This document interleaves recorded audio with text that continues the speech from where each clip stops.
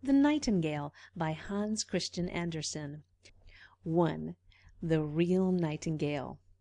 In China, you must know, the emperor is a Chinaman, and all whom he has about him are Chinamen too. It happened a good many years ago, but that's just why it's worth while to hear the story before it's forgotten. The emperor's palace was the most splendid in the world. It was made wholly of fine porcelain, very costly, but so brittle and so hard to handle that one had to take care how one touched it. In the garden were to be seen the most wonderful flowers, and to the prettiest of them silver bells were tied, which tinkled, so that nobody should pass by without noticing the flowers. Yes, everything in the emperor's garden was nicely set out, and it reached so far that the gardener himself did not know where the end was. If a man went on and on, he came into a glorious forest with high trees and deep lakes. The wood went straight down to the sea, which was blue and deep. Great ships could sail to and fro beneath the branches of the trees, and in the trees lived a nightingale, which sang so finely that even the poor fisherman, who had many other things to do, stopped still and listened when he had gone out at night to throw out his nets, and he heard the nightingale. "How beautiful that is," he said. But he had to attend to his work, and so he forgot the bird. But the next night, when the bird sang again, and the fisherman heard it, he said as before, "How beautiful that is!" From all the countries of the world, travelers came to the city of the emperor and admired it, and the palace, and the garden. But when they heard the nightingale, they all said, "That is the best of all." And the travelers told of it when they came home, and the learned men wrote many books about the town, the palace, and the garden. But they did not forget the nightingale. That was spoken of most of all. And all those who were poets wrote great poems about the nightingale in the wood by the deep lake. The book went all over the world, and a few of them once came to the emperor. He sat in his golden chair and read and read. Every moment he nodded his head, for it pleased him to hear the fine things that were said about the city, the palace, and the garden. But the nightingale is the best of all. It stood written there.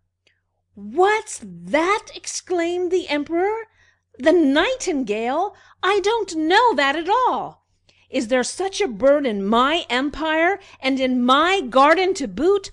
I've never heard of that. One has to read about such things." Hereupon he called his cavalier, who was so grand that if anyone lower in rank than he dared to speak to him or to ask him any question, he answered nothing but "Ph," and that meant nothing. "There is said to be a strange bird here called a nightingale," said the emperor. "They say it is the best thing in all my great empire. Why has no one ever told me anything about it?" "I have never heard it named," replied the cavalier. "It has never been presented at court." "I command that it shall come here this evening and sing before me," said the emperor. "All the world knows what I have, and I do not know it myself." "I have never heard it mentioned," said the cavalier. "I will seek for it. I will find it." But where was it to be found? The cavalier ran up and down all the stairs, through the halls and passages, but no one among all those whom he had met had heard talk of the nightingale. And the cavalier ran back to the emperor and said that it must be a fable made up by those who write books. "Your imperial majesty must not believe what is written. It is fiction, and something that they call the black art." "But the book in which I read this," said the emperor, "was sent to me by the high and mighty emperor of Japan, and so it cannot be a falsehood. I will hear the nightingale. It must be here this evening. It has my high favor, and if it does not come, all the court shall be trampled upon after it has supped." said the cavalier, and again he ran up and down all the stairs and through all the halls and passages, and half the court ran with him, for the courtiers did not like being trampled upon. There was a great inquiry after the wonderful Nightingale, which all the world knew, but not the people at the court. At last they met a poor little girl in the kitchen. She said, "The Nightingale, I know it very well. Yes, how it can sing! Every evening I get leave to carry my poor sick mother the scraps from the table. She lives down by the beach, and when I get back and I'm tired and rest in the wood, then I hear the Nightingale sing, and then the tears come to my eyes, and it's just as if my mother kissed me." "Little kitchen girl," said the Cavalier, "I will get you a fixed place in the kitchen with leave to see the Emperor dine, if you will lead us to the Nightingale, for it is promised this evening." So they all went out into the wood where the Nightingale was wont to sing. Half the court went out. When they were on the way, a cow began to low. "Oh!" cried the court pages, "now we have it! That shows a great power in so small a creature. We have certainly heard it before." "No, those are cows mooing," said the little kitchen girl. "We are a long way from the place yet." Now the frogs began to croak in the marsh. "Glorious!" said the Chinese court preacher. "Now I hear it. It sounds like little church bells." "No, those are frogs," said the little kitchen maid. "But now I think we shall soon hear it." And then the Nightingale began to sing. "This is it!" exclaimed the little girl. "Listen! Listen! And yonder it sits!" And she pointed to a little gray bird up in the boughs. "Is it possible?" cried the Cavalier. "I should never have thought it looked like that. How simple it looks! It must certainly have lost its color at seeing so many famous people around." "Little Nightingale," called the little kitchen maid, quite loudly, "our gracious Emperor wishes you to sing before him." "With the greatest of pleasure," replied the Nightingale, and sang so that it was a joy to hear. "It sounds just like glass bells," said the Cavalier.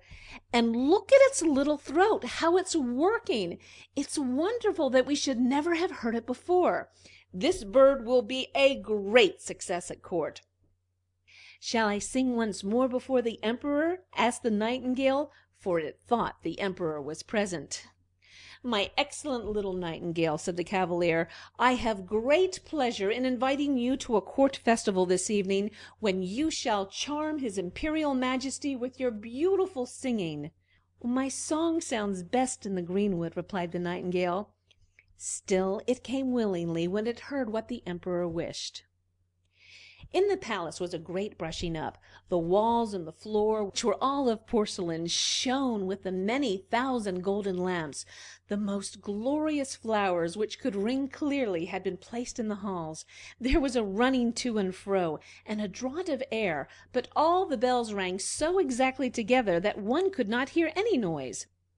In the midst of the great hall where the Emperor sat, a golden perch had been placed, on which the Nightingale was to sit. The whole court was there, and the little cook-maid had leave to stand behind the door, as she had now received the title of a real cook-maid. All were in full dress, and all looked at the little gray bird, to which the Emperor nodded.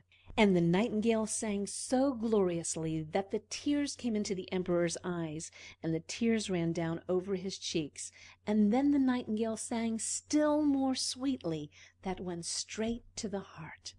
The Emperor was happy, and he said the Nightingale should have his golden slipper to wear round its neck.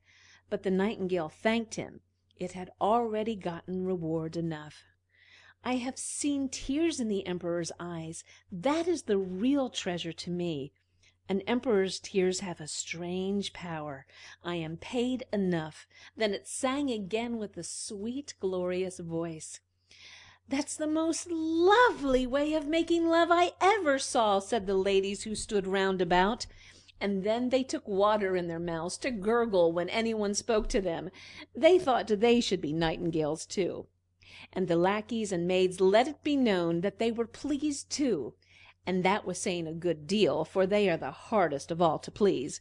In short, the Nightingale made a real hit. It was now to remain at court, to have its own cage with freedom to go out twice every day and once at night. It had 12 servants, and they all had a silken string tied to the bird's leg, which they held very tight. There was really no pleasure in going out. The whole city spoke of the wonderful bird, and when two people met, one said nothing but Nightin, and the other said Gale, and then they sighed and understood one another. 11 storekeepers' children were named after the bird, but not one of them could sing a note. 2. The Toy Nightingale. One day a large parcel came to the emperor, on which was written, "The Nightingale." "Here we have a new book about the famous bird," said the emperor. But it was not a book. It was a little work of art that lay in a box, a toy nightingale, which was to sing like a live one, but it was all covered with diamonds, rubies, and sapphires. So soon as the toy bird was wound up, he could sing one of the pieces that the real one sang, and then his tail moved up and down, and shone with silver and gold. Round his neck hung a little ribbon, and on that was written, "The Emperor of Japan's nightingale is poor beside that of the Emperor in China." "That is capital," said they all, and he who had brought the toy bird at once got the title Imperial Head Nightingale Bringer. "Now they must sing together. What a duet that will be!" And so they had to sing together. But it did not sound very well, for the real nightingale sang in its own way, and the toy bird sang waltzes. "That's not its fault," said the playmaster. "It's quite perfect and very much in my style." Now the toy bird was to sing alone. It made just as much of a hit as the real one. And then it was so much more fine to look at. It shone like bracelets and breastpins. 33 times over did it sing the same piece, and yet was not tired. The people would gladly have heard it again, but the emperor said that the living nightingale ought to sing a little something. But where was it? No one had noticed that it had flown away out of the open window back to its green woods. "But what is become of it?" asked the emperor. Then all the courtiers scolded and thought the nightingale was a very thankless creature. "We have the best bird after all," said they. And so the toy bird had to sing again, and this was the 34th time they had listened to the same piece. For all that, they did not know it quite by heart, for it was so very difficult, and the playmaster praised the bird highly. Yes, he declared that it was better than the real nightingale, not only in its feathers and its many beautiful diamonds, but inside as well. For you see, ladies and gentlemen, and above all your imperial majesty, with the real nightingale one can never make sure what is coming, but in this toy bird everything is settled. It is just so, and not any other way. One can explain it, one can open it, and can show how much thought went to making it, where the waltzes come from, how they go, and how one follows another. "Those are quite our own ideas," they all said, and the playmaster got leave to show the bird to the people on the next Sunday. The people were to hear it sing too, said the emperor, and they did hear it, and were as much pleased as if they had all had tea, for that's quite the Chinese fashion. And they all said, "Oh," and held their forefingers up in the air and nodded. But the poor fisherman who had heard the real nightingale said, "It sounds pretty enough, and it's a little like it, but there's something wanting, though I know not what." The real nightingale was exiled from the land and empire. The toy bird had its place on a silken cushion close to the emperor's bed. All the presents it had received, gold and precious stones, were ranged about it. In title, it had come to be High Imperial After-Dinner Singer, and in rank it was number 1 on the left hand, for the emperor reckoned that side the most important on which the heart is placed, and even in an emperor the heart is on the left side. And the playmaster wrote a work of 25 volumes about the toy bird. It was so learned and so long, full of the most difficult Chinese words, that all the people said they had read it and understood it, or else they would have been thought stupid and would have had their bodies trampled on. So a whole year went by. The emperor, the court, and all the other Chinese knew every little twitter in the toy bird song by heart. But just for that reason it pleased them best. They could sing with it themselves, and they did so. The street boys sang, "Sick, sick, glug, glug," and the emperor himself sang it too. Yes, that was certainly famous. But one evening, when the toy bird was singing its best, and the emperor lay in bed and heard it, something inside the bird said, "Swip!" Something cracked, "Whoop!" and the wheels ran round, and then the music stopped. The emperor jumped at once out of bed and had his own doctor called, but what could he do? Then they sent for a watchmaker, and after a good deal of talking and looking, he got the bird into some sort of order, but he said that it must be looked after a good deal, for the barrels were worn, and he could not put new ones in such a manner that the music would go on. There was a great to-do. Only once a year did they dare to let the bird sing, and that was almost too much.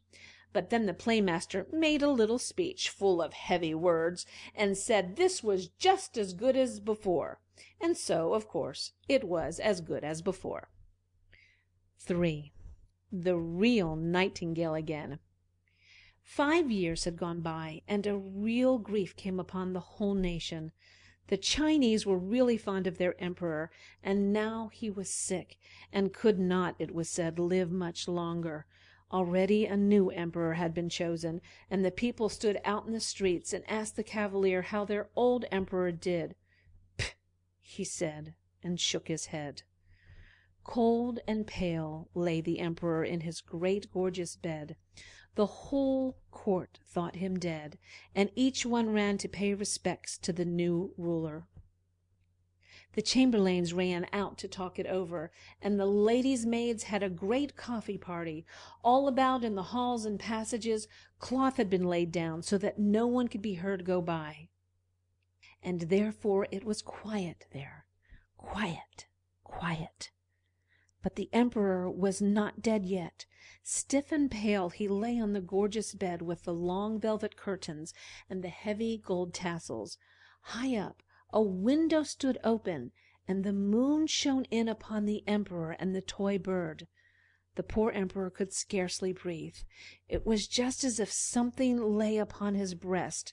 He opened his eyes, and then he saw that it was Death who sat upon his breast, and had put on his golden crown, and held in one hand the emperor's sword, and in the other his beautiful banner.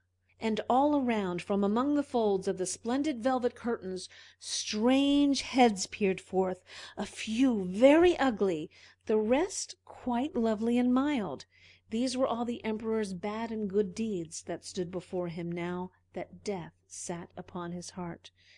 "Do you remember this?" whispered one to the other. "Do you remember that?" And then they told him so much that the sweat ran down from his forehead. "I did not know that," cried the emperor. "Music, music, the great Chinese drum," he cried, "so that I need not hear all they say." And they kept on, and Death nodded like a Chinaman to all they said. "Music, music," cried the emperor. "You little precious golden bird, sing, sing. I have given you gold and costly presents. I have even hung my golden slipper around your neck. Now sing." But the bird stood still. No one was there to wind him up, and he could not sing without that. But Death kept on staring at the emperor with his great hollow eyes, and it was quiet, fearfully quiet. Then there sounded, close by the window, the most lovely song. It was the little live nightingale that sat outside on a spray. It had heard of the emperor's need, and had come to sing to him of trust and hope. And as it sang, the spectres grew paler and paler. The blood ran more and more quickly through the emperor's weak limbs, and Death himself listened and said, "Go on, little nightingale, go on." "But will you give me that splendid golden sword? Will you give me that rich banner? Will you give me the emperor's crown?" And Death gave up each of these treasures for a song. And the nightingale sang on and on. It sang of the quiet churchyard where the white roses grow, where the elder blossoms smell sweet, and where the fresh grass is wet with the tears of mourners. Then Death felt a longing to see his garden, and floated out at the window in the form of a cold white mist. "Thanks, thanks," said the emperor, "you heavenly little bird. I know you well. I drove you from my land and empire, and yet you have charmed away the evil faces from my bed, and driven death from my heart. How can I pay you?" "You have paid me," replied the nightingale. "I drew tears from your eyes the first time I sang. I shall never forget that. Those are the jewels that make a singer's heart glad. But now sleep and grow fresh and strong again. I will sing you something." And it sang, and the emperor fell into a sweet sleep. Ah, how mild and refreshing that sleep was! The sun shone upon him through the windows, when he awoke strong and sound. Not one of his servants had yet come back, for they all thought that he was dead, but the nightingale still sat beside him and sang. "You must always stay with me," said the emperor. "You shall sing as you please, and I'll break the toy bird into 1,000 pieces." "Not so," replied the nightingale. "It did well as long as it could. Keep it as you have done till now. I cannot build my nest in the palace to dwell in it, but let me come when I feel the wish. Then I will sit in the evening on the spray yonder by the window and sing for you, so that you may be glad and thoughtful at once. I will sing of those who are happy and of those who suffer. I will sing of good and of evil that remain hidden round about you. The little singing bird flies far around, to the poor fisherman, to the peasant's roof, to everyone who dwells far away from you and from your court.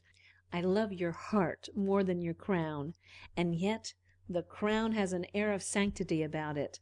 I will come and sing to you, but one thing you must promise me." "Everything," said the emperor, and he stood there in his royal robes which he had put on himself, and pressed the sword which was heavy with gold to his heart. "One thing I beg of you. Tell no one that you have a little bird who tells you everything. Then all will go well." And the nightingale flew away. The servants came in to look upon their dead emperor, and yes, there he stood. And the emperor said, "Good morning." End of The Nightingale, recording by Beth Heitzman.